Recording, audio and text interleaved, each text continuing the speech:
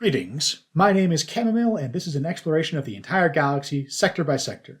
Today, we're looking at the Arcanus sector of the 14th Red Tails Command in the Outer Rim. This is Luke Skywalker's home sector, so strap in, it's a big one. The Corellian run goes directly through the Arcanus system, the sector capital and namesake. This means that, despite being astrographically far away from the galactic core, it doesn't take that long to go from Arcanus to core worlds like Coruscant or Corellia. Arcanus is the capital of the Arcanus Regency, the sector government. Now, as we get into details about the Arcanus Regency, you're gonna have to bear with me because the Arcanus sector gets hit with a double whammy of bad information. First, it's in the Outer Rim, and outside of the broadest facts and information, a lot of what we know about the Outer Rim is rumors and hearsay. And second, it's home to Tatooine, homeworld of Luke Skywalker, which means people love to make up about rumors and hearsay about the Arcanus sector in particular. We'll get into Tatooine in a bit, but for now, let's talk about the Arcanus Regency with the understanding that literally the only thing I can confirm from a reliable source is that the Arcanus Regency does exist. So, allegedly, back in the days of the early Republic, Arcanus was colonized by an ancient space king who went off into the darkness of what was then unexplored space on some kind of quest and never returned. The aristocratic class who now rule Arcanus are thus his regency. I definitely find it plausible that Arcanus was settled way early on in galactic history despite having a predominantly human population and being very far away from human homeworlds like Coruscant and Corellia, because the Arcanus Regency is one of the only sectors to have multiple major planets with a population in the hundreds of millions to billions. Most sectors only have one major world like this, which is something that trips up a lot of people from the core worlds. When you look at a map of the core worlds, pretty much every planet labeled has a population of between 1 and 10 billion with a B. When you look at a map of an Outer Rim sector, most of the planets labeled have a population of between 1 and 10 million with an M.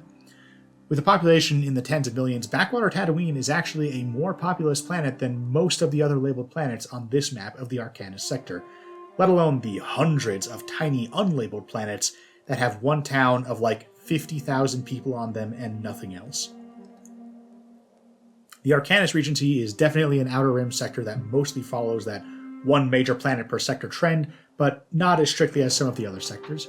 Galactus census taking is a bear, but from what information we have, major worlds of the Regency include both Arcanus itself, the commerce world Cadesia, the cultural center on Trulalis, and the industrial powerhouse of Esor.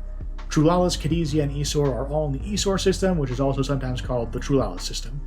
They don't call it the Cadesia system because Cadesia is a relatively late Arcanesian colony world, but it's still a fully inhabited major world because the Arcanus Regency is very old. There's also the major agri-worlds of Vash and New Ator. Agri-worlds being what they are, their population is only in the hundreds of millions, not the billions, but they're still completely covered in civilization. It's just that most of that civilization is farmland, not condos. If you're envisioning that all these places are arid like Tatooine, then space doesn't work that way. Arcanus is a world of constant drizzle and is over 70% water by surface area. There's a ton of other wet worlds in this sector, like Trask, that one moon that Din Djarin and Baby Gogurt visited that one time, which is home to one fishing village surrounded by 19 million square miles of ocean. That event is pretty well sourced, but then there's a million allegedlys. Jahabakti the Hutt ran operations on A Faroon. Allegedly. The Basadii Hutt clan owned a front mining company on Gedi 4. Allegedly. Nubiai was a foggy smuggler port of call for the spice trade between Ryloth and Tatooine. Allegedly. Tarnunga was an ocean planet full of sea monsters and maritime pirates. Allegedly. Like most sectors, the Arcanus sector has about 1,000 inhabited planets on it, but like most sectors, most of those planets are planets like these, Trask and Kubiai and such. They have one small town on them, a small or non-existent rural population, and that's it. 1,000 planets with 50,000 people-ish, each is only 50 million people total, which is in the same ballpark as the population of Tatooine, and 2 orders of magnitude below sector capital worlds like Arcanus, Naboo, Kashyyyk, and other planets you've actually heard of.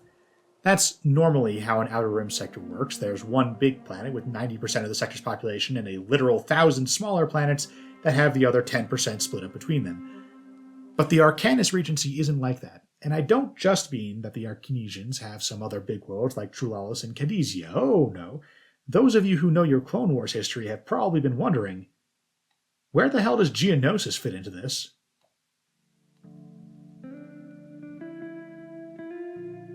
Geonosis is right there, at the narrow neck of the sector, where the old Corellian Run and the Triellus trade route cross over. I mean, technically those cross at Tatooine, but Geonosis is only 1 parsec away. That's barely 3 light years. It's the next star system over, practically on top of Tatooine. Seriously, you could go to Geonosis from Tatooine on sublight engines. It would take like a decade, but it's still insane that you technically don't even need a hyperdrive to get between them. And it's a species homeworld with a population well into the billions, so why the hell isn't Geonosis the capital of its own sector? You can see that the Arcanesian major worlds are all clustered trailing in rimwards of Geonosis, on or near the modern Corellian Run, and the sector has a narrow neck right nearby, so how come the Geonosians can't break the sector off there and be the sector capital of their own sector, incorporating the Gulf of Tatooine and the Da'anjan Nebula region? If you think that P, is that pronounced P? If you think Piss there might be a major Arcanesian world because the map gives it a big dot, the same as Isor and Vash, then nope. Official census data gives that planet a population of 996. Census data isn't super reliable, but it's correct within an order of magnitude. This planet is a very small town built around 1 lumber mill. If you think that the Arcanus sector got expanded after the sterilization of Geonosis, then that's a good guess, but no. These are the traditional borders of the Arcanus Regency as defined by the early Republic. They expand out a lot from Arcanus because that is, allegedly, the direction their Space King went when he ventured into unexplored space and vanished, so everything that might plausibly have been in this mythical king's path, and which wasn't already given to another sector, was given to Arcanus. So what's going on? Well, Geonosians live underground, so their civilization isn't easily visible from space, and they weren't spacefaring back in the primordial days of the early Republic. The Arcanus Regency was one of the first sectors incorporated into the Republic outside the core, before almost every other sector in the Outer Rim and even the Mid-Rim. The Corellians went straight down the Corellian Run to the edge of the galaxy, and a bunch of sectors got added along the way, so the Arcanus sector's borders were defined before anyone knew the Geonosians were there. When the Geonosians reached space and joined the galactic community, the Arcanus Regency was aggressively opposed to giving up its Spinwards territory to the Geonosians, so although Geonosis itself was always sovereign under the Republic, it did not have separate galactic representation. Their representative to the Senate was still the Arcanus Regency Senator, and that's not even an elected position. Not all senators are elected, some of them are appointed, like the corporate senate seats that entities like the Trade Federation and the Galactic Banking Clan got in the late Republic, along with a lot of aristocratic sectors who joined in the days of the early Republic. Back then, the Republic was not a galactic hegemon or even a major power. It was a multipolar galaxy caught between not just the Republic, but also the Mandalorians, the Hutt Empire, the Sith Empire, and dozens of smaller states like the Tion Hegemony, the Kittel Fard, and the Hapes Consortium. In the days of the early Republic, if the Republic tried to demand that a smaller state like the Arcanus Regency adopt democracy by holding sector status hostage, then the economic benefits of joining the Republic weren't yet great enough for that to be a significant pressure. The Arcanus Regency would have just said no. So, a lot of these early Republic sectors aren't democratic, including the Arcanus Regency. The Arcanus Senator is appointed by the Regent, who is elected by the aristocracy. The common people have no say. You wouldn't know that Arcanus is so backwards politically to look at it, but that's because the old and especially High Republic, now wielding considerably greater economic power, were able to impose certain standards of sentient rights throughout all sectors and territories. The Arcanus Regency, for example, cannot forbid citizens of any Republic sector from entering or leaving their space, so if they don't uphold a certain standard of living, people will leave. Murder and assault on citizens of any Republic sector are illegal, regardless of the relative status of the citizens within sector-specific traditions, so an Arcanesian noble can't go around beating up peasants for fun, nor have them beheaded or anything else gruesome like that. Being an economic power, the Republic has a lot of very strictly defined economic laws, so Arcanesian nobles can't go around seizing property or interfering with commerce. But although Republic law covers most of what people expect from their government regardless of the details of sector governance, the Arcanus Regency is not a democracy. It's an aristocratic oligarchy that nominally answers to some ancient royal bloodline lost to the stars before they'd even joined the Republic. Their senator is appointed, not elected, and so the Geonosians can't overwhelm the vote with their teeming billions in their hives. The Republic's compromise solution to this was to treat the nearby Ferris sector as the de facto Geonosian sector. The Ferris sector does have a high Geonosian population, even today. A lot of the Geonosians living there weren't in hives with a supermajority Geonosian population, so the Geonosians were able to escape the Imperial genocide by hiding in cities that have lots of human and moon inhabitants. Because the Geonosians as a species reliably got a senator from the Ferris sector, and because there was no major rift between the Geonosians in the Ferris sector and the ones on Geonosis, the Republic considered the matter resolved. But the Geonosian homeworld, where a plurality of Geonosians lived, including 90% of their hive queens, was officially in the territory of the Arcanus Regency. You can see why the Geonosian government was sympathetic to the Separatist cause. That went poorly for the Geonosians. They were driven back into their hives at the outset of the Clone Wars, and then when they rose up from those hives to reclaim the planet's surface, they were defeated again, and the primary hive, Stagalzin, was seized by the clone troopers. In order to repair the economy after the Clone Wars, the Empire offloaded the costs of reconstruction onto Separatist worlds by way of both seizing property directly and also using forced labor. Geonosis got hit by this particularly hard, being used as a major construction node for the Death Star early on, but the Geonosians rebelled so frequently that in the 10th year of the Imperial Era, the Empire completely sterilized the planet, as well as Geonosian hives in the Farah sector. They missed a lot of Geonosians, especially in the Farah sector, but they killed every single hive queen without exception. Yes, even the one that famously got missed in the initial attack. What handful of Geonosians are still alive today are the last generation of their species.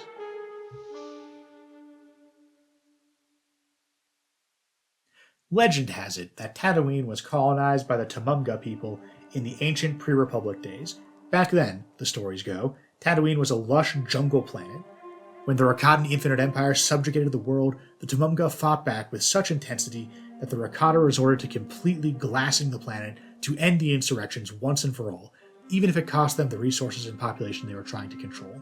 If they couldn't have Tatooine, nobody else would either. The surviving Tumumga eventually evolved into the Jawas and the Tuskens. In the modern galaxy, Tatooine was once a trade stop on the old Corellian run, so you can see why people were trying to build some infrastructure there, put down a starport.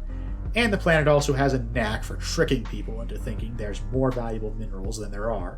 The Zerka Corporation are the most famous victim. They sent down tons of mining rigs, fought a bunch of battles with the Tuskens, mostly won those battles, but all the mineral deposits were much smaller than the surveys said, and in the end, Zerka's Tatooinian legacy was in donating a bunch of sandcrawlers to the Jawas. Some of those Zerka sandcrawlers are still in use by the Jawas today, although most Jawa sandcrawlers aren't battled. But Jabba the Hutt saw the potential of the planet. It had a sizable population of tens of millions and some decent infrastructure, including a spaceport in Mos Eisley. It's still on the old Corellian run, which is a decent hyperroute, and it's not that far away from the modern Corellian run, which is insanely fast and connects straight to the core. It's within reasonable travel distance to Hutt space, but it's not actually inside Hutt space, which puts it at the very fringe of where rival Hutts could interfere with Jabba's operations. Despite its population, infrastructure, and location, its lack of resources means no one wants to move there or fight over the place. It was the perfect spot to set up a criminal empire. Jabba became the premier Hutt crime lord of the Corellian run, the de facto ruler of Tatooine, and by the time of his death in the 23rd year of the Imperial Era, he was so powerful that he thought he could hold captive a princess of Oleron, who was also a high-ranking, active-duty rebel officer, and keep her not securely locked away in some vault-like dungeon, but show off this powerful political captive as a trophy. Jabba was fatally wrong about that, but his mistake was underestimating the incredible personal power of Luke Skywalker, one of the most powerful Jedi to ever live. If he treated Luke less like any old Jedi Knight and more like what he was, a combatant more powerful than Darth Vader, Jabba had the resources to win that fight. He didn't bring nearly enough firepower to the Pit of Carkoon, but he could have if he'd known it was going to be necessary. That said, if Jabba did know what he was dealing with, then rather than dump all those resources into fighting Luke, Jabba probably would have preferred to trade his captives to Luke in exchange for some kind of favor. Luke probably would have done it, Jabba would have kept up his end of the deal, and he could have remained the greatest power in the Arcanus sector despite his remote location and lacking any official standing within the Republic-turned-Empire. Now, sure, the only reason the Rebel Alliance wasn't able to save Leia with or without Luke's help is because they were reeling from their defeat on Hoth, focused on destroying the second Death Star, and generally had bigger things to deal with. Still, it's notable that Jabba was not especially concerned about Rebel commando units coming to save Leia. Conditionally or not, Jabba the Hutt could stand up to a galactic power like the Rebel Alliance and pose enough of a threat to force them to negotiate, or even to just accept the loss. The moral of the story is that the most powerful Force users can shred sector-scale centers of power on contact, and it won't even be the most impressive thing they do that year. The Jedi caught a lot of flack for not getting involved in galactic crises, and that's kind of fair, but goddamn, it is terrifying to think that Jabba the Hutt was the de facto ruler of the Arcanist sector in 23 IE, and then Luke caught up with him, and a week later he was dead, and the whole criminal network was in chaos for nearly a decade, until Boba Fett stepped in to fill the vacuum. No one's crying tears for Jabba the Hutt, but look, maybe the best thing to do with Force users that powerful actually is to indoctrinate them into a religion that demands they sit around meditating all the time instead of overthrowing a planetary government as a lazy weekend project.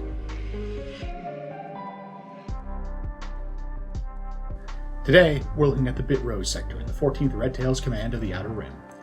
Bit Rose is an Outer Rim sector near Ryloth and Tatooine. Other than that, there's no official information on record, but that's the Outer Rim for you. What do the rumors tell us? According to rumor, there were some skirmishes between the Galactic Empire and the Rebel Alliance on the desert world of Stoga in the Bit Rose sector. Rebels loyal to Garmbel Iblis, Corellian Firebrand, and one of the three major leaders of the New Republic movement had been using Stoga as a base of operations. Legends say that an Imperial agent named Rasha Bex infiltrated the rebel base on Stoga and gave its coordinates to the Imperials. The rebels found out and tried to kill her while evacuating the planet, but she escaped with the help of Bo Shek, the galaxy's okayest smuggler.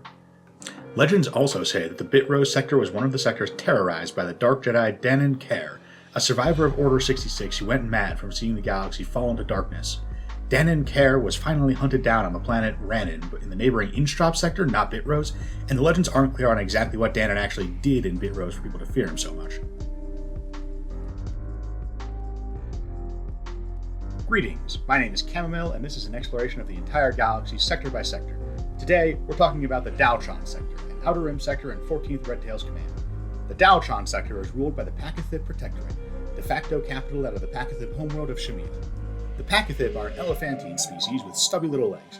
Pakathib who venture beyond the Daltron sector usually get cyber legs so they can stand eye to eye with humanoids.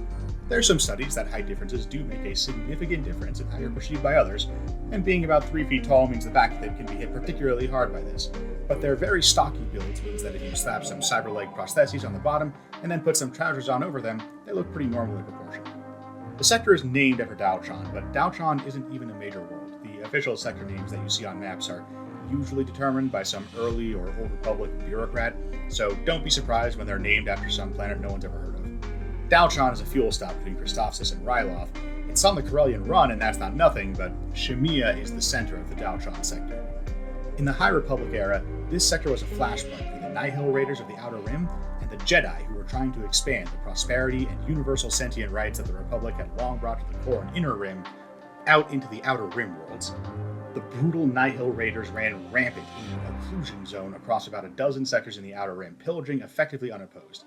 Daltron sector wasn't in this occlusion zone, but it was close enough that the Nihil raided there frequently, and the Pakathib relied on the Jedi to keep minor worlds of the sector like the Ag world of Minos 3 safe from the Raiders, with mixed results. That's it for verified information on the Daltron sector, but it's the Outer Rim, so of course there's rumors and legends.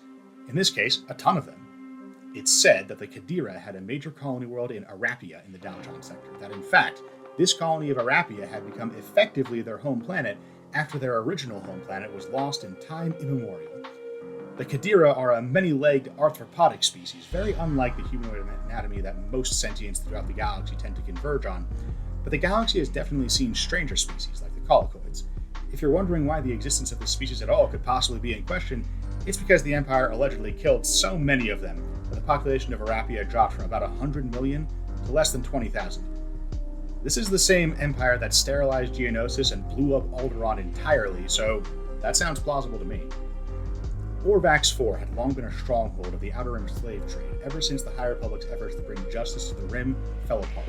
Slavery was officially illegal under Imperial law, a holdover from the Republic, but slavery is defined as holding a sentient being as chattel, and the Empire played pretty fast and loose with who got to be counted as sentient. Red Tails Command in particular was a hub of the slave trade. The Moff was in bed with the Zygarians and basically threw Ryloth open to them. Other slaver strongholds like Orvax also entrenched themselves in this era, not that they needed much help after the wreck this part of the galaxy was left in following the Clone Wars. Plus, there's the usual procession of minor planets with less than 1 million inhabitants. A starport here that's banned the sale of alcohol, a forest world there with a famous tree that looks like two kissing lovers, Nysa 3, where the Empire was building a communications bunker before a rebel strike team took them out, Juma 9, where a space station was used as a staging area by the Grand Army of the Republic during the Clone Wars. Lots of little stuff like that. I'd be interested in seeing more research into this sector, especially how the Pachythid Protectorate and Orvax 4 talk about each other. Are the Pachythid Protectorate as helpless to clamp down on the Orvax slavers as they were the Nihil back in the High Republic days? Or do they just think of it as being not their problem? The Pachythid Protectorate is a Republic sector government, but it's also pretty explicitly a government by and for aliens. The Republic's basic protections of sentient rights still would have applied, so it's not like the Pachythid were running a terror state over there, but I can't imagine the Empire was a fan of that branding. And a sector right on the Corellian run like that would have had a hard time flying under the radar, even if it is in the Outer Rim. They were Republic loyalists in the Clone Wars, though, at least enough so that the Grand Army had fortifications and supply depots in the sector. The Empire got away with a lot of repression of aliens on the grounds that they were separatists, like the sterilization of Geonosis, but that didn't work out for everyone. The Wookiees were key allies of the Republic in the Clone Wars, but 10 or 15 years into the Imperial era, the Empire turned on them. How did the Empire treat the Pachythid? How did the Pachythid Protectorate react to Orvax 4 in the Late Republic, Imperial, and New Republic eras? No one seems to know. I guess it's a flyover sector.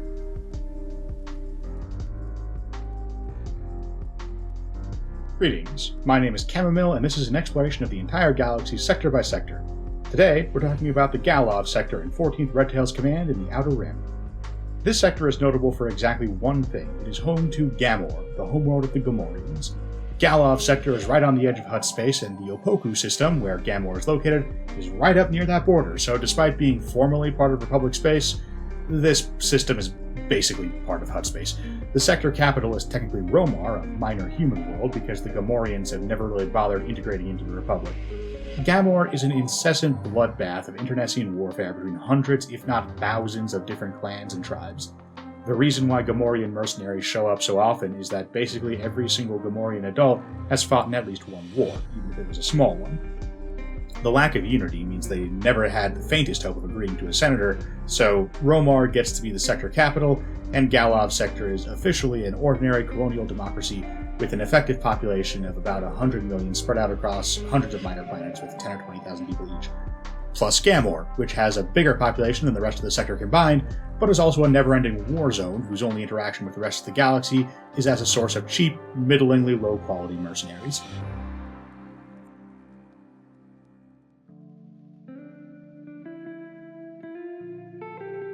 Greetings, my name is Chamomile, and this is an exploration of the entire galaxy, sector by sector.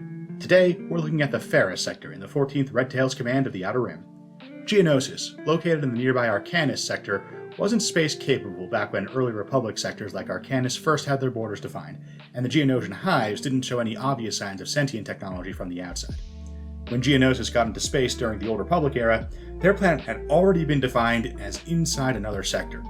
This was a point of tension all the way through to the Clone Wars when the Geonosians joined the Separatist cause, in part because they didn't like having their home planet represented by a senator appointed by the human aristocrats of the Arcanus Regency. The Republic did try to offer a compromise to the Geonosians back in the Old Republic days by making Farah sector a de facto Geonosian sector, since it had multiple Geonosian colony worlds. Farah sector is 2 sectors over from Geonosis, so it's close-ish, and there are some decent hyperspace routes connecting them, but it's not a surprise that this didn't really placate the Geonosians forever. Siding with the Separatists in the Clone Wars was a really bad idea in the long run, though. Several of the Outer Rim strongholds the Grand Army of the Republic besieged in the final year of the war were located in the Farah sector. Historical dramas mostly overlook this part of the war for a couple of reasons. Anakin Skywalker and Obi-Wan Kenobi, the Republic's 2 most photogenic heroes, never fought in the Farah sector. Planets on the Corellian run, like Christophsis and Ryloth, are better known and draw in eyeballs more easily, and also the Republic committed what are arguably war crimes in the intensity of the bombardment of these planets, even before the reorganization into the Galactic Empire. The New Republic gets to absolve itself of a lot of the crimes committed by Sheev Palpatine's regime, but they don't generally like to portray the Separatists as the heroes of the Clone Wars, even though the Republic answered to Palpatine for the entire duration of that war. So, the first and second battles of Geonosis are heroic Republic actions free of war crimes. No, using flamethrowers is not a war crime, that's completely made up. And the sterilization of Geonosis is an imperial atrocity that occurred years after the Republic was reorganized. The orbital bombardment of Separatist strongholds like Zorn and Hypori began months before the formal reorganization of the Republic into the Empire, though, which throws a bit of a monkey wrench into that narrative. Now, the devastation of Zorn and Hypori weren't as extreme as the total sterilization of a planet, but it did involve entire Geonosian hives being blasted into rubble. Geonosian hives were used as battle droid factories, but they were also cities full of civilians. The structure of a Geonosian hive being what it is, if you wanted to hit the battle droid factories, you have to go through every other level of the hive. And since the factories are built near the mining facilities and refineries, that way the metal doesn't have to be transported as far before it's used for droids, and since the mining levels are the very bottom, pretty much the entire hive has to be destroyed to disable the factories. In the Grand Army of the Republic's defense, storming a Geonosian hive is an absolute meat grinder, and the GAR was always horribly outnumbered and didn't have troops to spare fighting room by room through 100 different hive spires. The capital of the Ferris sector was Hypori, which you might recognize from the 2D animated Clone Wars cartoon. I say recognize, this cartoon is infamous for its extremely loose adaptation of the historical events of the Clone Wars. Most infamously, the cartoon depicts the Battle of Dantooine as Mace Windu personally beating hundreds of super battle droids to destruction with his bare hands, while his clone army just kind of doesn't even show up. The Battle of Dantooine did happen, it did not happen like that. Likewise, the Battle of Hypori was a real thing, but other than the fact that it happened at all, I wouldn't trust the cartoon's depiction of it. I haven't even been able to verify if General Grievous or any of his Jedi opponents in this scene were even in that battle. Hypori got completely wrecked by the Grand Army of the Republic during the Outer Rim sieges, but legend has it that enough of the droid factories remained intact for the Zan Consortium to get their hands on some droidicas there, which they used in their conflict with the Hutts during the Imperial era. Zorn was also a Geonosian colony, but it didn't have the right soil conditions for the construction of a normal hive, so instead they made inverted hives, built purely underground. As you can imagine, this is a way bigger pain in the ass to build, but it turned out to be good for them in the long run because the Republic turned Empire wasn't able to totally obliterate the factories. They did catch the Trade Federation as they were picking up a fresh army of battle droids, so a bunch of those core ships got obliterated on their way back up to their rings in orbit, and now their hulks are just left lying around the surface of the planet. The Geonosians were completely wiped out, although I can't find any record of how. The rebels were able to find and reactivate entire droid factories in the underground remains of the inverted hive, though, so apparently there were few to no Geonosians left by the time they showed up. The Empire found the factory eventually and sent forces to clean it out, so now the planet is pretty much completely uninhabited again. They paid a hell of a price to seize the factory, though, and the rebels considered the battle a win overall, considering how lopsided the casualty ratios were. Republic sectors are traditionally the domain of a specific culture, a little mini-nation inside the greater federated government of the Galactic Republic.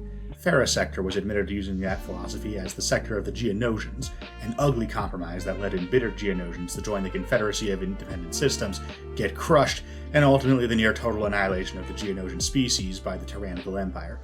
A lot of Geonosians survived in the Ferris sector on minor worlds like Mendevi and Gundil because those planets had lots of moons, Kakoan, and human inhabitants, which made the Empire less trigger-happy with orbital bombardments, especially against the humans. Plus, there were no Hive Queens or Hive Spires on these planets. So the Ferris sector is still sort of the Geonosian domain, but all the Hive Queens have been dead for decades, and the last generation of Geonosians is dying off, which leaves Ferris sector mostly empty. The population has gotten so small that the hive structure of the government has pretty much completely crumbled, and no one really knows what the New Republic is going to do with the place once the last Geonosian senator dies off, and there's not enough of them left to appoint a replacement. Probably they'll just convert the Ferris sector into a regular democratic colonial sector like most of the rest of the ones in the Outer Rim, the ones that basically work like the Republic federal government but on a smaller scale, but no one wants to make official plans while the last of the Geonosians are still hanging on, you know. Your sterile, childless neighbors on their deathbed, it's kind of rude to talk about how their house will make a nice community center once they're gone.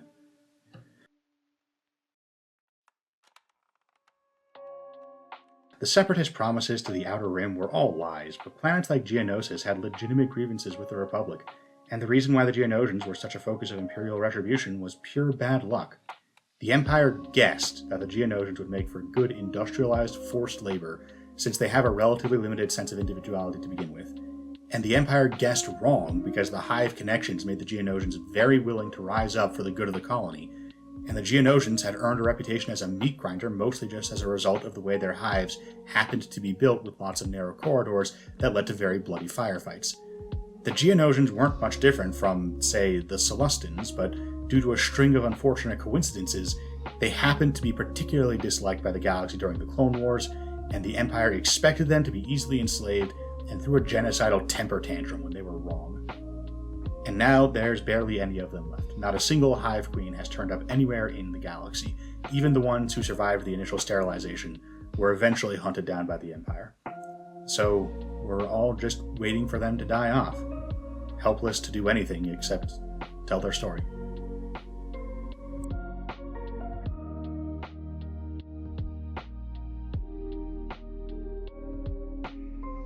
Greetings, my name is Chamomile, and this is an exploration of the entire galaxy, sector by sector. Today, we're talking about the Gallus Sector, an Outer Rim sector in the 14th Red Tails Command. Gallus Sector is one of those sectors whose official name in the Republic bureaucracy makes no sense. Gallus is a mountainous minor planet with a population under 1 million. It rarely shows up on maps, and it's only notable because it was home to one of the Rebel Alliance's many small Outer Rim bases. It wasn't home to Rebel Command or anything, but they had like one battalion hiding out there before the Empire caught up with them and chased them off. Also in the Gallus sector is Ryloth, a planet with a population well into the billions, and which almost everyone across the galaxy knows about. At the very least, people know about the Twi'lek, and Ryloth is their homeworld.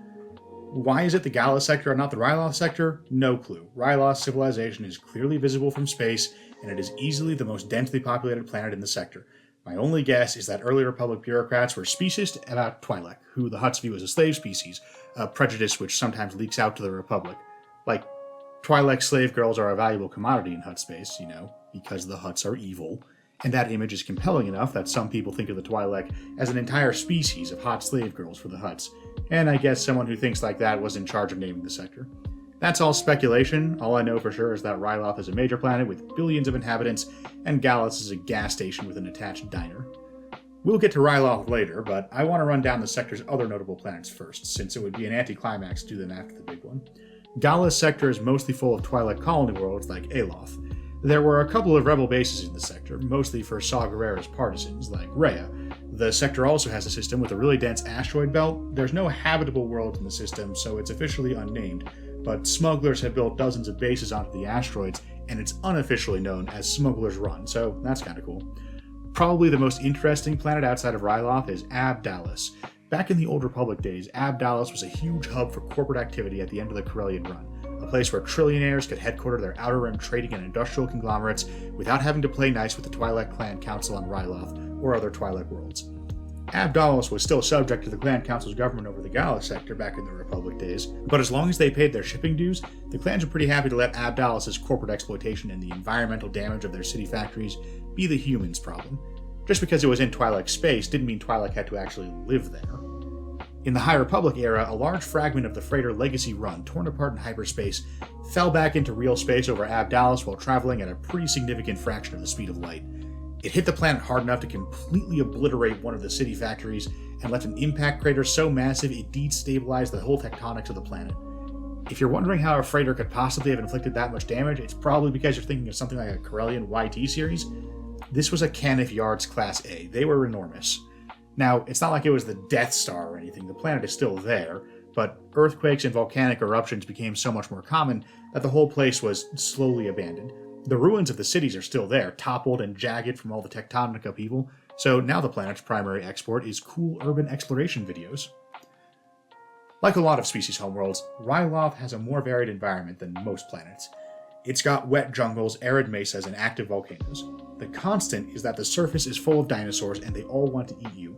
Twi'lek civilization grew out of caves, and most of its older cities are mostly or fully subterranean. Modern technology being what it is, a lot of Twi'lek cities are now fully surface-based. I've heard rumors that Twi'lek have different clans divvied up primarily by skin color, and that some of these clans are more underground than others.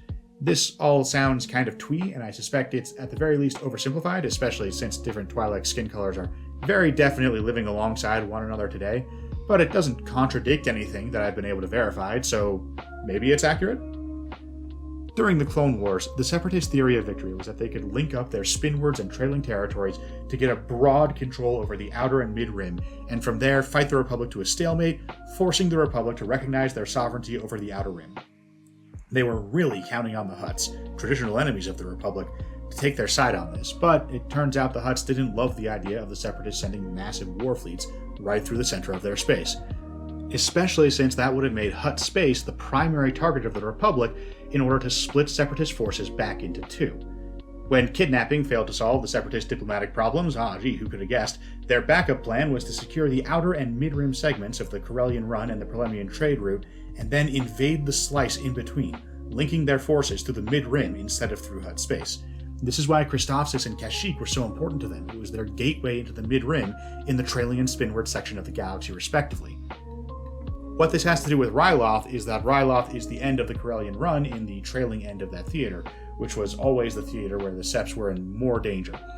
Their Spinwards holdings were fairly consolidated early in the war, but their trailing territories were packed full of these industrial powerhouses like Solist, Geonosis, Mustafar, Thifera, Bestine, but the Republic controlled so many planets standing between them and their consolidated Spinwards territories.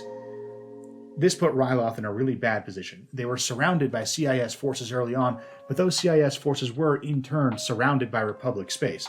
Once the Republic economy pivoted to feeding the Republic war machine, the trailing theater was going to be smashed, and if Ryloth went SEP, that would include them. But if Ryloth stayed loyal to the Republic, then the CIS fleets nearby would smash them immediately. Ryloth tried to stay neutral, but the Seps needed to play aggressive in this theater to stand a chance, and they knew it. So, they supported a pro-CIS coup. The Republic sent in forces to support pro-Republic counter-coup forces, and the whole planet was a war zone for almost the entire Clone Wars. After the Republic's victory, they installed the pro-Republic resistance leader, Cham Syndulla, as head of the planet. Thing is, the Republic had been reorganized into the Galactic Empire by this point, so of course every major planet needs a few Stormtrooper legions on hand to keep an eye on things, especially alien planets. Now, the Twi'lek were pretty well liked as far as aliens go, and Cham Syndulla in particular was really popular in the core worlds. He was the go-to example of a pro-Republic Outer Rim leader, which was important to countering separatist narratives of an oppressed Outer Rim rising up against the wealthy elites of the core. Sure, the CIS was explicitly a corporate oligarchy whose ruling council was made up almost exclusively of megacorporations like the Trade Federation and an intergalactic banking clan. But their propaganda did a lot of work to focus on their parliament and the legitimate grievances that the Outer Rim had against the core. Cham Syndulla's support of the Republic was pretty key to countering that message. But everything changed after the sterilization of Geonosis. See, under the Empire, the real power, the people with the blasters and boots on the ground who actually enforce laws, lay with the Grand Moffs and their Oversector commands. 14th Red Tail's command was led by Grand Moff Ravik. It ruled over 16 sectors, which means, according to Imperial military doctrine, it was supposed to maintain 96 Star Destroyers and their accompanying Stormtrooper legions. The Moffs never even got close to those numbers. The story of the humongous gap in Star Destroyer numbers between Imperial propaganda aimed at the public, Imperial production targets internally, and actual reality is a story for another time. But even having far less than the 96 Star Destroyers he was supposed to, Moff Ravik had a ton of bills to pay to keep these highly advanced, massive war machines maintained, fueled, and their crew and complement fed. When the Emperor was pouring resources into the Oversector because the Death Star's hull was being built over Geonosis, this was no problem. Then the Emperor ran out of patience with Geonosian revolts and ordered the planet sterilized, and the whole of Project Stardust was mothballed for years. It's a damn shame Orson Krennic was such an evil bastard, because the determination and cunning required to keep this thing from being salvaged from materials for half a decade between the sterilization of Geonosis and the Public Order Resentencing Directive was insane. But Krennic wasn't part of 14th Red Tail's command. He was part of the Central Imperial Bureaucracy, which means his success didn't help Grand Moff Ravik pay his bills. If anything, it made things worse. Ravik at least could have had a temporary windfall from selling off the Death Star frame for raw materials if Krennic hadn't saved it and moved it to another Oversector. 14th Red Tail's command would be one of the most underfunded, strung-out Oversector commands for the entire second half of the Imperial era, but Ravik was able to keep the bottom from falling out completely by making under-the-table deals with Zygarian slavers and spice runners answering to the Hutts. Red Tails had always been pretty lackadaisical about enforcing Imperial law regarding spice trade and slavery, especially alien slavery, but after losing Geonosis, Grand Moff Ravik pivoted from ignoring the problem to directly supporting it in exchange for a cut of the profits. With Imperial forces aiding and abetting the slavers and spice runners, it was open season on the whole Oversector, but especially on Ryloth, which has traditionally played a pivotal role as a source of both slaves and spice. Cham Syndulla, Rylothian nationalist that he was, opposed the new policy as best he could, but he wasn't actually in charge, the Imperials were. All Cham Syndulla could do with his legal authority was annoy them. Sure, he could pass laws outlawing practices within the Gallus sector, and that would obligate Grand Moff Ravik to invoke emergency powers to overrule those laws, but other than keeping the Ghostwriter for Ravik's decrees employed, this didn't change anything. But Cham Syndulla was a guy who made his name running an anti-CIS resistance force, so it didn't take him long to put those skills to use building an anti-Imperial resistance force. His daughter, Hera Syndulla, went on to be a pretty famous pilot in the early days of the rebellion. Without the support of an outside power like the Republic had been in the Clone Wars, the Ryloth resistance against Imperial occupation wasn't nearly as successful. By the closing stages of the Galactic Civil War, though, the ruinous economy left behind by the sterilization of Geonosis had, despite the effort to plug the gaps with spice and slaves, been gutting Imperial garrisons in the Oversector for nearly 15 years. When Coruscant fell over, Outer Rim Moff started scrambling to set up remnant states so they wouldn't face justice in the New Republic, but Grand Moff Ravik had been a weakling and a laughingstock amongst the Imperials for years, so the other Moffs poached his forces, until eventually the Ryloth resistance was able to seize the planet with nothing but rioters and light infantry forces. They were pretty well supplied with missile launchers and heavy repeater blasters by that point, but they didn't have an answer for AT-ATs or orbital bombardment. By that point, though, they didn't need one. All these advanced war machines had been seized by stronger Moffs or left to rot in their bays. Funny enough, for a planet whose fraught modern history began with a refusal to join the Confederacy of Independent Systems, after the fall of the Galactic Empire, Ryloth became an independent system.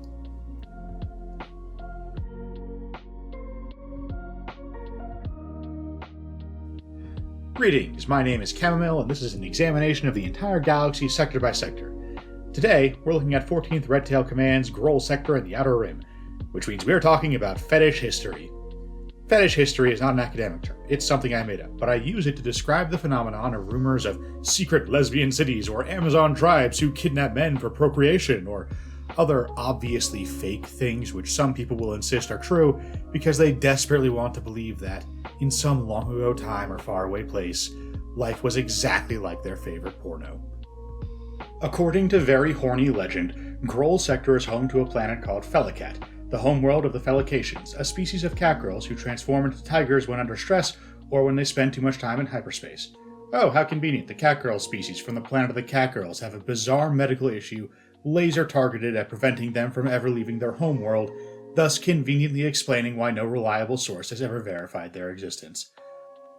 Look, I don't have the budget to fly out into the Outer Rim and double-check, but I'd bet a planet that Felicat is the feverish invention of someone who is disappointed to find out that the Cathar aren't a species of sexy catgirls. They are feline humanoids, but if you go to Cathar, 90% of them are just a dude in a hoodie. Not your most sensuous fantasies brought to life. At best, Felicat might be a Cathar colony world with some wild stories attached, but that name sounds a whole lot like the planet was made up completely. I mean, Felicat, the catgirl planet of Cat. There's another story of Grohl Sector about Cligsin's moon. The story goes that in the days of the High Republic, Cligsin's moon was inhabited by the Cligsin clan. An inhabited world being the domain of a single extended clan is not that uncommon out in the Outer Rim. There's 1,000 worlds with puny populations in every sector, and a few dozen of them are usually clan worlds like this. What made Cligsin's moon special is that they sheltered rogue droids in a space station called Haven.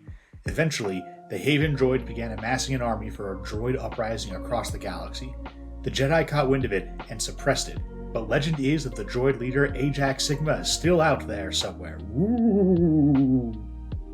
This one isn't as crazy as the Felicat one. Droid uprisings have happened before, but it still sounds like kind of a ghost story to me. That said, the Cligsin's moon uprising is a very well-attested event, so the broad strokes are legit. Okay, no more rumors and legends. The real story of Grohl Sector is the story of the Trade Federation and the Outer Rim. Sucharm is the new capital of the Grohl Sector, a Trade Federation trade hub of mostly humans and Neimoidians. A couple years before the invasion of Naboo, the Trade Federation was looking to flex on Outer Rim and Mid-Rim planets. The Republic was starting to make noises about reining in the exploitation of the Outer Rim by megacorps like the Trade Federation. The Trade Feds felt like a crisis was brewing, and their plan was to force a crisis to happen on their terms so that they would win and be able to dictate the terms of the post-crisis agreements. Sucharm had been taking on debt with them for ages. They'd buy things on credit when times were bad, pay some of it back when times got better. Everyone knew it wasn't really sustainable, but nobody was expecting the Trade Federation to blockade the planet over it. The Trade Feds backed down from the blockade after renegotiating the debt because Sucharm wasn't actually their target. Sucharm was an Outer Rim world, and one whose development was funded almost entirely by the Trade Federation in the first place. The initial ball of debt that had gotten the cycle started was the debt incurred when the Trade Federation built all the initial infrastructure. The whole planet's economy ran on the assumption that the Trade Federation treated it like a long-term investment with very lax credit checks. All this instability and the remote nature of the planet meant the Republic was willing to turn a blind eye to the Sucharm blockade. They didn't make a crisis out of it, and the trade feds were counting on that. The crisis was always meant to be Naboo. Sucharm was just a test run of their blockade tactics, and the test was successful. They decided to negotiate, but not because anyone had successfully broken the blockade. They just concluded their test and wanted to get back to business as usual. But the real story of the Trade Federation in the Groll sector is not the new capital at Sucharm, but the old capital of Porpor. See, back in the days of the Old Republic, the capital of the Groll sector was Porpor, homeworld of the Porporites. Just like a lot of Outer Rim sectors, the Groll sector was originally the traditional territory and domain of a specific civilization, like the Gallus sector is the domain of the Twilight clans of Ryloth, and the Arcanus sector is the domain of the Arcanus Regency. Groll was the domain of the Porporites. Groll sector first joined the Republic around the time when real spice was first discovered on Ryloth, which isn't too far away, and the spice trade exploded. One of the main beneficiaries of the spice trade was the Trade Federation. Real spice is super easy to transport because it doesn't require refrigeration, it doesn't explode if it gets too hot or gets shaken too badly, and while it's not safe to consume rill that's been left lying in an unsealed freight container for a week while getting shipped across the galaxy, rill isn't safe to consume anyway, so the buyer probably doesn't care or even notice any additional side effects from going stale in transit. Plus, it's a consumable, so people need a continuous flow of the stuff from wherever it's harvested on Ryloth to wherever the addicts are. So the Trade Federation sets up a colony on Sucharm to facilitate shipping in all the new territory being added between the Corellian Run and Hutt Space. And one of the markets that gets slammed by this is Porpor. Something about the whale-like biology of the Porporites makes them really vulnerable to real spice addiction. The Selkath on Manan had the same problem, but their government intervened to ban rill spice, and they had a lot of colto to help people manage withdrawal symptoms. No such luck for the Porporites. The Trade Federation had a major distribution hub on Sucharm. If the Groll sector shut down spice trade, it would punch a huge hole in the Trade Fed's whole network, so they passed a lot of credits around to make sure that didn't happen. The thing is, rill spice increases aggression a lot, and more so the longer you take it. So at some point, Porpor is descending into pure chaos. People are splitting up into street gangs and knife fighting over territorial disputes. They riot at the drop of a hat. People who've taken on too much debt trying to sustain a normal life alongside their crippling rill addiction have taken to forming mobs to go on rill-fueled rampages through commercial districts to leave their lenders in such tatters that they can't collect. The Trade Federation has hired a bunch of gank mercenaries to try and defend their holdings, and the Republic sends military forces and Jedi to tamp things down. But although these forces could contain the violence, the underlying rill addiction meant that the violence kept happening. The gank mercs are getting paid a ton of money for security, but also the planet is dangerous as hell, so they don't want to run away, but they don't want to keep doing this forever either. And they start escalating violence more and more to try and put an end to the whole affair. The gank don't have a grand commander who ever gives an official order or anything, but eventually the attitude spreads amongst them that the way out of this is just to kill every single Porporite. Public forces moved to defend the Porporites, but they only had light infantry for a security mission, and it wasn't enough to fend off the mercs. Although the Republic did eventually kick the gank out of Groll sector, it was only after they had lost the planet of Porpor completely. The whole planet was massacred, and since this is the Old Republic times, before the Rusan Reformation, the Republic did have a bunch of heavy armor and warships. The total annihilation of the Porporites convinced them to treat this like a full-scale war and not just a police action. They sent in the heavy weapons needed to dig the gank out, but by then, the Porporites were pretty much completely gone. If you've never heard of them before, that's why. And that's why rill is illegal now.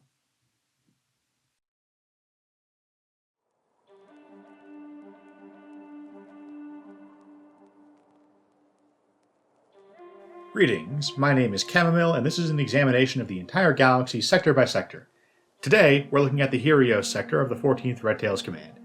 Helios sector is at the absolute ass end of the galaxy. It's not just in the Outer Rim, it's also far away from all the major trade routes like the Corellian Run and the Hydean Way. The sector is named after Helios, but as is often the case, that's not because Helios is very important to, actual people. It's an arms depot, so I guess that was the planet that came up most often in Republic government records, but it's got a population of less than 1 million. The thing is, we're so deep into the Outer Rim out here that I'm not even sure what the sector capital is supposed to be. There are 3 species homeworlds in this sector, allegedly, and of the 3, X-Karga is the most developed. The problem is, this is so far into the sticks that I'm not sure any of the 3 are real. Excarga is allegedly a mining guild planet inhabited by the Excargans, a species who are genderless until their 13th birthday, at which point their gender is chosen? Determined randomly? The records aren't clear. Excarga was supposedly the site of some Clone Wars conflicts, and, allegedly, Anakin Skywalker was even involved in recapturing the planet from the CIS. It's in the general trailing theater where Anakin was mostly active, so that's plausible, but it can't have been much of a battle because it never shows up in general Clone Wars histories, or even ones that focus on Anakin specifically. The second species homeworld is Illarine, home of the Postnomen, bulky guys with shovel-shaped jaws. According to the stories, these guys weren't spacefaring until the late Republic era. That would explain why no one's ever heard of them, even though they apparently love going to other planets, exploring wild space, and being pirates.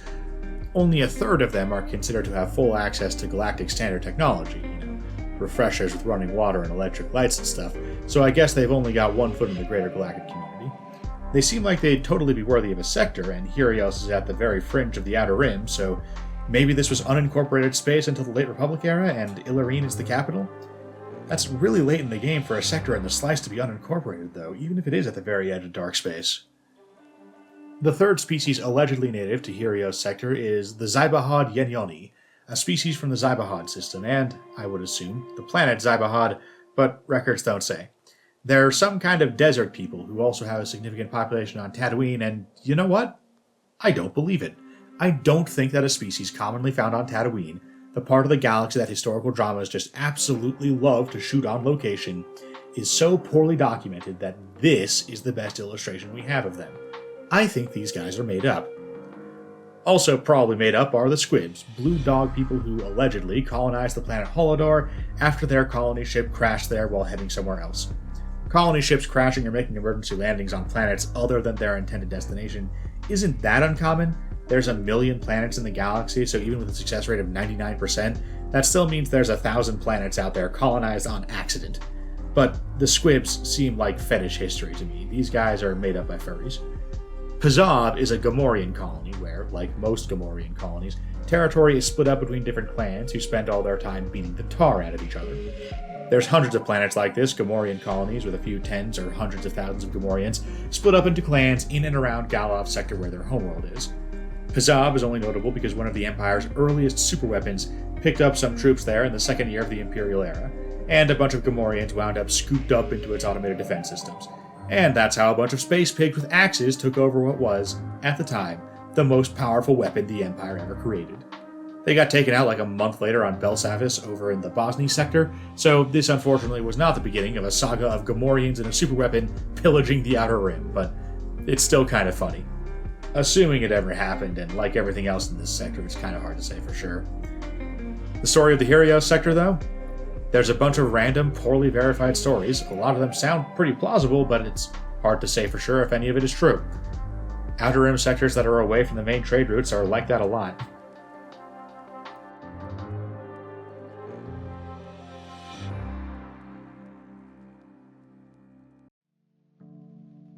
Greetings, my name is Chamomile, and this is an exploration of the entire galaxy sector by sector. Today, we're talking about the Hunover sector. There's some of the usual Outer Rim weirdness with sourcing here. Legends claim there's a planet out here called Tozir, a world with Jawas and Tusken Raiders. Pretty sure these guys are thinking of Tatooine. There is allegedly a planet called Felin, whose native species, the Felinians, had primitive technology, but a smuggler was allegedly running Imperial blasters to them during the Galactic Civil War.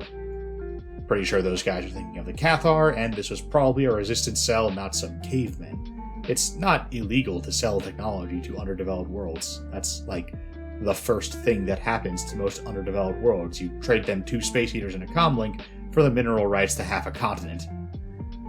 One of the more plausible rumors out of this sector is about a planet called Stellan, an isolationist non-republic planet ruled by a theocracy who will exile anyone deemed too aggressive into space. So, naturally, slavers will hang out nearby waiting for freshly stateless sentients to be launched into orbit and immediately abduct them. Another rumor, possibly one that inspired the Felinian one, is of Nishir, a primitive planet that allegedly was first discovered in the Imperial era. The native Nish species had mostly Iron Age tech, with one part of the world starting to industrialize when the Empire showed up and started strip mining the planet. The Rebel Alliance made some friends there to help resist the Imperial occupation. This kind of thing happened now and then during the Galactic Civil War. I can't verify it, but it doesn't sound insane to me.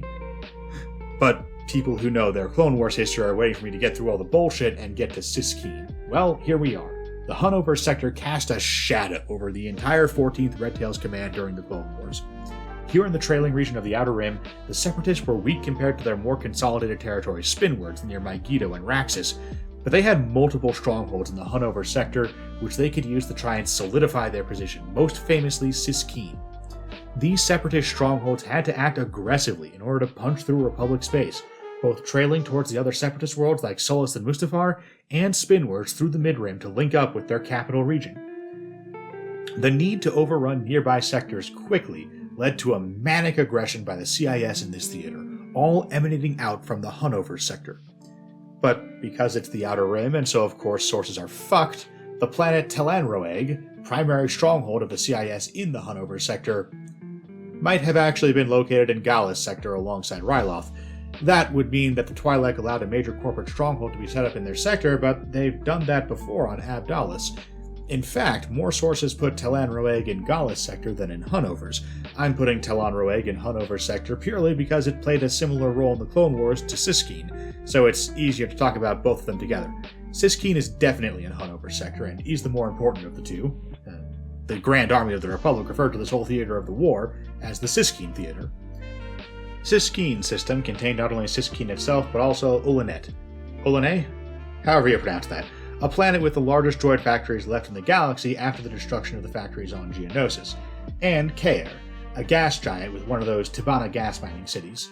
The Seps used it as another droid factory, and after the war, the Black Sun took over.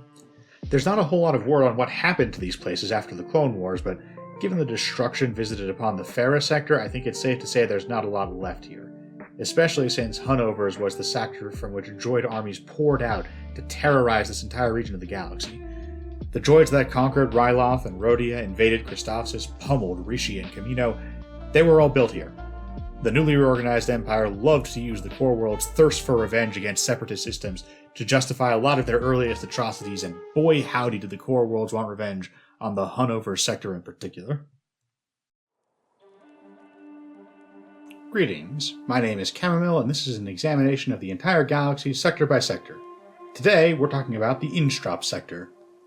There are exactly 2 cool planets in the Instrop sector, and the first one's Arich. Rannin was the hiding place of Danin Kaer, a Jedi who escaped Order 66 and turned to the dark side after watching the galaxy fall to the Empire. It was a colony world with both human and Rhodian inhabitants, and there's all kinds of stories about Danin Kaer as this dark presence out in the forest. The other is Vlemoth Port, which is a moon colony that used to have a big Mandalorian settlement on it until the Empire decided it didn't like Mandalorians anymore. There were a total of 800 Mandalorians on the planet, although that does include the children. Still, people tell stories about the Navarro Mandalorian covert fighting off pirates and Imperials, and yeah, they won with minimal casualties against significantly greater enemy numbers, but at its full strength, the Empire didn't really have any trouble obliterating a colony 10 times bigger in Vlemoth. It turns out we have reserves is a pretty compelling strategy when those reserves are numbered in the tens of thousands.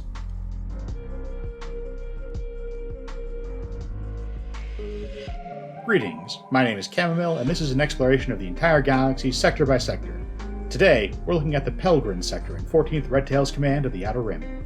Pelgrin has tons of outposts of the slave trade pockmarked all over. Like the planet Perilius, these are puny planets, the kind every sector has hundreds of, but also like a third of them have some kind of slave market or dungeon. As is usually the case, for some reason, the planet the sector is named after is not actually the cultural and political capital. Pelgrin has an ancient nexus of force power that the lost Pelgrin people used to construct an oracle, which, legend has it, you can still use today if you're strong in the force.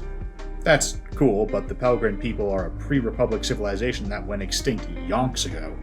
The Pelgrin sector, as a component of the Galactic Republic, is the domain of the Visca species of the planet Rordak. The Visca are bat-like aliens who live in floating cities far above the surface with a strict hierarchy, in which upper levels of the city are reserved for higher-ranking Visca.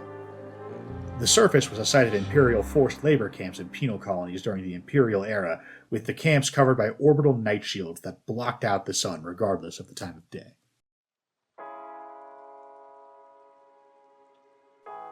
Greetings, my name is Chamomile, and this is an exploration of the entire galaxy sector by sector. Today, we're looking at the Quiberon sector. A lot of Outer Rim sectors have roughly 1,000 total inhabited worlds, but only one of them is a major world with a significant population, and the others are a bunch of tiny worlds with less than 1 million inhabitants who don't have as much population put together as the big one by itself. Quiberon is one of those, except that the big planet's population boom came way after the creation of the sector. Its major world is supposed to be Lyran 4, an aristocratic world with pretty strong feudal traditions and a fairly sparse population. It's so remote that the only thing about their culture and traditions I can find is that criminals from nearby hut space are able to push them around pretty easy. As is the tradition in the Outer Rim, the sector is named after a planet no one cares about, specifically Quiberon 5. Quiberon 5 is a mining planet with a decently large population in the millions. The proximity to the valuable minerals of this planet is why the real capital of this sector was sited here, though. When Quat Drive Yards needed a remote Outer Rim planet where they could put down a subsidiary to build heavy weapons in secret for the Grand Army of the Republic, they picked out Rothana. It had a good climate, it was nearby the mining operation on Quiberon 5, and not too far from the Rishi Relay out to Camino, and it wasn't nearby absolutely anything else that anyone cared about, and thus was born Rothana Heavy Engineering. Whatever happened to Rothana Heavy Engineering anyway? I know they kept producing some tanks for the Empire through the Imperial era. You don't hear about them very often because people don't like to talk about how the Rebel ground forces basically got their asses kicked from one end of the war to the other, and the 2M tank is probably the least intimidating icon of Imperial ground power. I'd argue it's the most effective Imperial ground weapon, though. Sure, it didn't have the AT-ST's ability to intimidate rioters and guerrillas, but it also wasn't target practice for Plex missiles, which means it was actual heavy armor effective against fully equipped light infantry, not just civil unrest. And yes, the AT-AT had heavier armor and weapons in addition to carrying a platoon of stormtroopers around, but the AT-AT was only strong in absolute terms. The Walker configuration was trading a lot of durability for the amount of material it used in exchange for putting itself level with the average city skyline. Just like the AT-ST, it was designed to intimidate guerrillas. Once the rebels had large armies of light infantry for the mid-rim offensive, though, it wasn't these walkers obsessed with intimidation that turned the tide. Sure, the rebels had a bad time anywhere the AT-AT showed up, but it was painfully slow and easy to see coming. The 2M Saber tank is the villain actually, but still, the unsung champion of the mid-rim offensive. But there's not really any record of what Rothana Heavy Engineering did after the war. A lot of these Outer Rim sectors went independent after the collapse of the Empire, but Rothana is owned by Quat Drive Yards, headquartered in Quat, which is definitely in the New Republic. I know some pirates got their hands on some mostly finished ships at Rothana, slapped some duct tape and chicken wire on them to get them functional and took off, but what about the people on the planet? By the end of the war, Rothana was a massive industrial and engineering giant. There's 500 million people there. We know the shipyards were abandoned, but what about the people who, ran coffee shops on the surface? The Republic wasn't using stormtroopers to build ATTEs 5 years before the Clone Wars began. There was a regular workforce that had a bunch of regular infrastructure. What happened to those guys?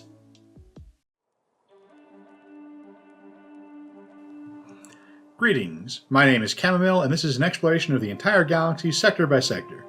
Today, we're talking about the Civetta sector.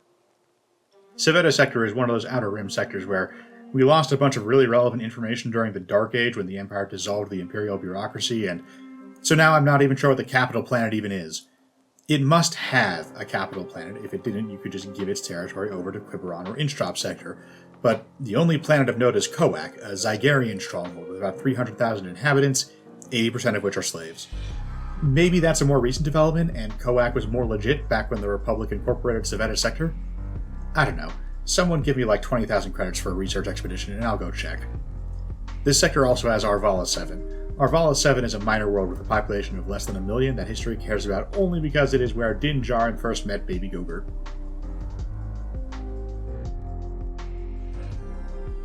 Greetings, my name is Chamomile and this is an exploration of the entire galaxy sector by sector. Today we're talking about the Tammuz sector.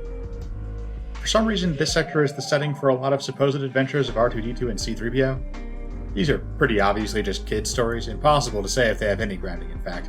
Probably some of the planets referenced in the stories, like Tammuz On, are real places, but I can't find any record besides these kids' cartoons, and I have no idea what parts of them are made of. Tammuz sector has a couple of other interesting planets lying around, though.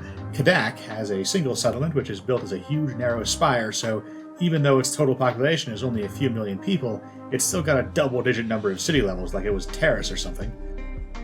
Shola is a volcano planet where some pre-Republic mining operation dug up so much of the crust that the mantle is never more than half a mile below the surface and often directly exposed to the atmosphere.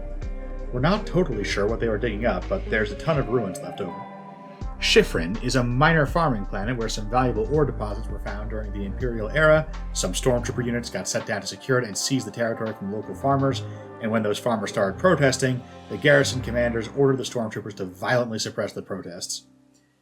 Gansevoor is a remote but densely populated planet, hyper-mountainous with lots of little city-states who are pretty well cut off from one another by the difficult terrain between them. The mountains of Gansevoor are so incredibly steep that they call it the Planet of Knives. Flying between cities is pretty easy with modern technology, but millennia of mostly isolated city-states growing up separately from one another means the planet is still pretty fractious. That said, the most recent records I can find about any actual events on the planet are High Republic era. Maybe they sorted themselves out since then? It has been a while. I wouldn't bet on it, though. Those guys have been divided for millennia. I try to tie these sectors together around some kind of narrative, but sometimes the reality of the history of the place just doesn't justify that. Tamaz is a sector where some stuff happened, and it didn't really add up to anything specific.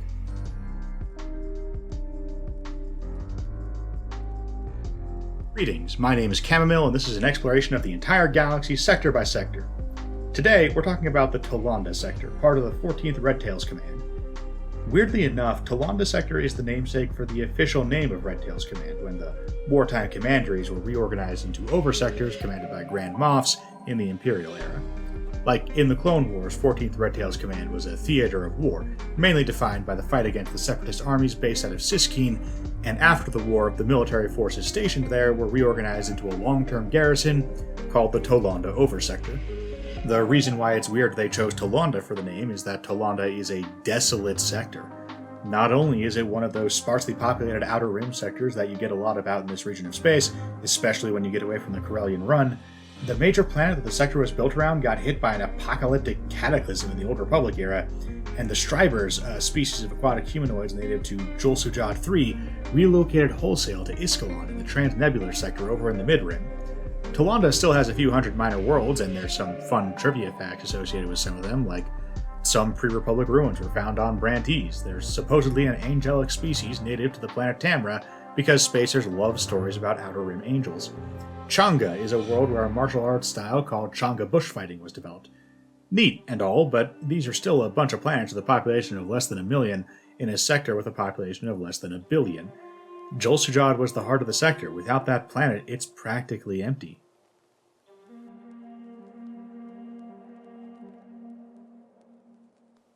Greetings, my name is Chamomile, and this is an exploration of the entire galaxy sector by sector. Today, we're talking about the Zoroaster sector. This sector has the usual gaggle of minor worlds, but the only thing particularly interesting I could find is that Altor 14 allegedly has a native population of talking lizards and birds. I don't mean sentient aliens who are bird-like or lizard-like, I mean they look exactly like hawks and iguanas, but they can talk. I think these guys might be real, but that their alleged anatomy probably comes from taking a spacer's description way too literally. Like, they actually do just have some bird-like and lizard-like traits, and the guy who found them didn't take any video and reported that they looked, quote, like iguanas and hawks, close quote, and artist interpretations just drew literal iguanas and hawks. Maybe the weirdest thing is that numbering, though. Altor 14. We're on the 14th planet in this system and we haven't even gotten outside the habitable zone yet? Yeesh, this star has inner planets the way gas giants have moons.